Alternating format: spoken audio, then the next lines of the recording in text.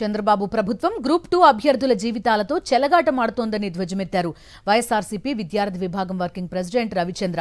నారా లోకేష్ విద్యారంగాన్ని నాశనం చేశారని మండిపడ్డారాయన. కొత్త ఏడాది వచ్చినా జాబ్ క్యాలెండర్ ప్రకటించలేదని, లోకేష్ కాలర్ పట్టుకోవడానికి నిరుద్యోగులు రెడీగా ఉన్నారన్నారు.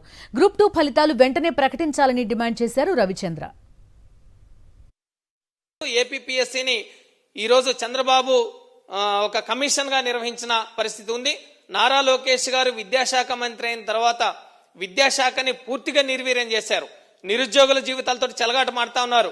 గ్రూప్ 2 905 మందికి 90,000 మంది పరీక్షలు రాసి 1:100 ప్రకారం మీరు ఎంపిక చేస్తామని ప్రకటించి కోర్టు కేసులు మీరే వేయించి కోర్టు కేసులు కూడా క్లియర్ అయిన తర్వాత ఫలితాలు ఇవ్వకుండా మీరు ఎందుకు కాలయాపన చేస్తా ఉన్నారు? మీ ప్రభుత్వం వచ్చిన తర్వాత ఈ రోజు జనవరి 2026లో ఉన్నాం. ఉద్యోగ క్యాలెండర్ ఎక్కడుందని మేము ప్రశ్నిస్తా ఉన్నాం. ఈ రోజు నారా లోకేష్ గారిని మీ కాలర్ పట్టుకోవడానికి నిరుద్యోగులు సిద్ధంగా ఉన్నారు. మీరు ఎక్కడున్నారు? మీరు ఆంధ్రప్రదేశ్లో లేరు. మీరు హైదరాబాదు, అమరావతి రోజువారీ ప్రయాణాలు చేయడమే తప్ప నిరుద్యోగుల గురించి కానీ అభ్యర్థుల గురించి కానీ ఈ కూటమి ప్రభుత్వం ఆలోచించే పరిస్థితి లేదు. రాష్ట్రంలో నిరుద్యోగులు ఎలుగెత్తాలి. ఈ ప్రభుత్వం ఇప్పటికే కాలయాపన చేసి విద్యార్థుల జీవితాలతోటి ఆడుకుంటున్న నేపథ్యంలోనే ఈ ఫలితాల కోసం ఉద్యమించాలి. ఈ ప్రభుత్వం స్పందించాలి.